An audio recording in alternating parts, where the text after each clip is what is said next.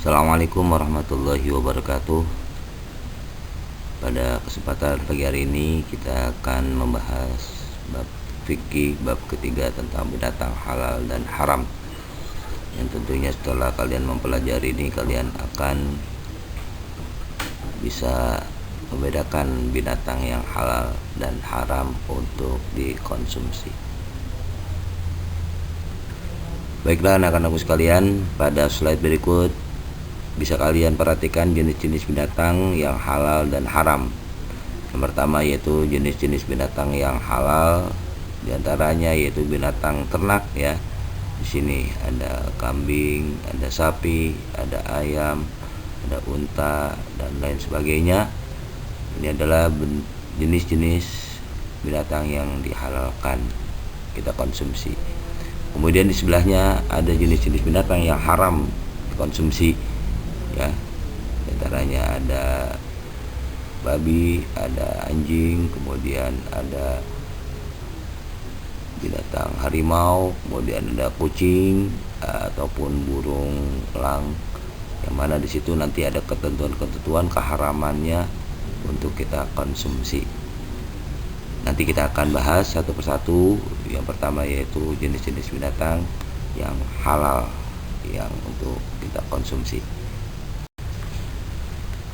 Nah, setelah kita memperhatikan gambar tadi, tentunya kita akan mengetahui pengertian daripada binatang halal. Binatang halal yaitu jenis-jenis binatang yang dihalalkan atau dibolehkan untuk dikonsumsi, karena memang dihalalkan dari segi jenisnya, yang mana tentunya disembelih dengan cara yang benar sesuai dengan syariat Islam.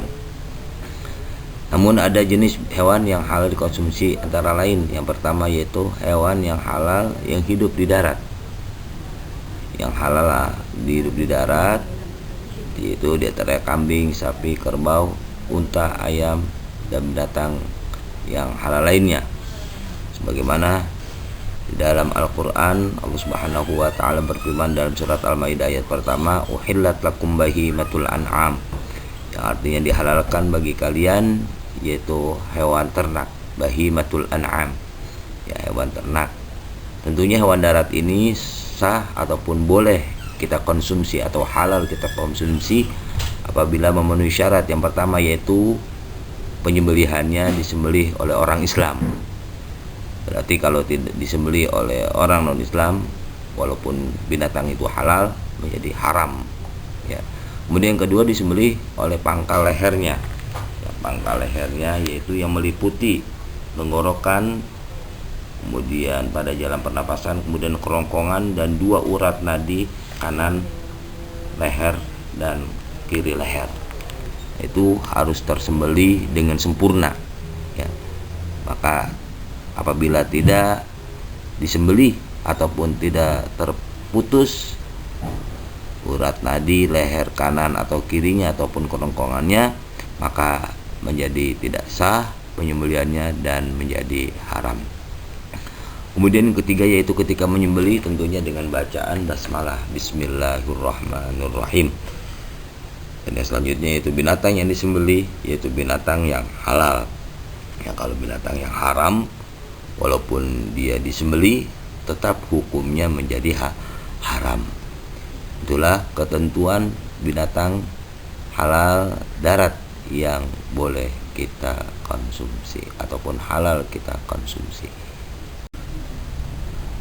Baiklah, selanjutnya hewan yang halal kita konsumsi yaitu hewan yang hidup di air. Jadi segala jenis binatang yang hidup ataupun ada di air laut ataupun air tawar yang tidak beracun dan membahayakan tubuh kita, maka halal kita konsumsi ya. Baik matinya itu disembelih ataupun dipancing atau mati dengan sendirinya atau dengan sebab-sebab lain ya, bangkainya halal bagi kita untuk konsumsi.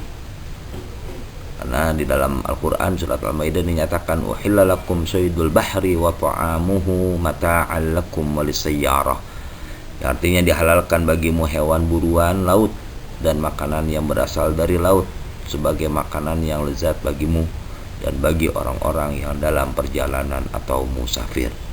Jadi segala jenis binatang laut ataupun air itu halal kita konsumsi, walaupun tanpa adanya penyembelihan, tanpa adanya pemotongan ataupun bangkainya pun di situ dihalalkan. Berbeda dengan hewan yang hidup di darat yang harus sesuai dengan syariat Islam, yaitu dengan disembelih terdahulu dengan persyaratan-persyaratan tertentu.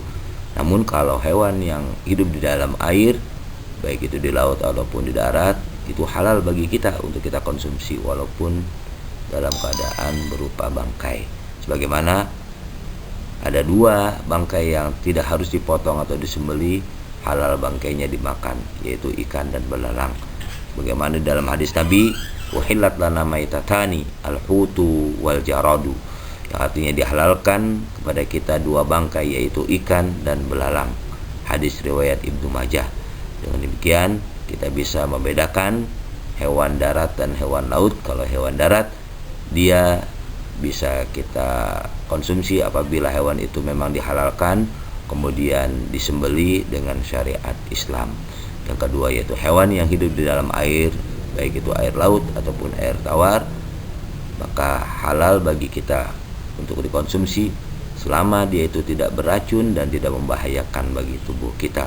Bahkan bangkainya pun dihalalkan, yaitu ada 2 bangkai yang dihalalkan, yaitu bangkai ikan dan bangkai belalang. Demikian materi tentang binatang halal yang akan kita pelajari selanjutnya nanti, yaitu binatang yang haram kita konsumsi. Mudah-mudahan bermanfaat bagi kita semua dan kita dapat membedakan mana binatang yang halal dan binatang yang haram kita konsumsi. Terima kasih. Assalamualaikum warahmatullahi wabarakatuh.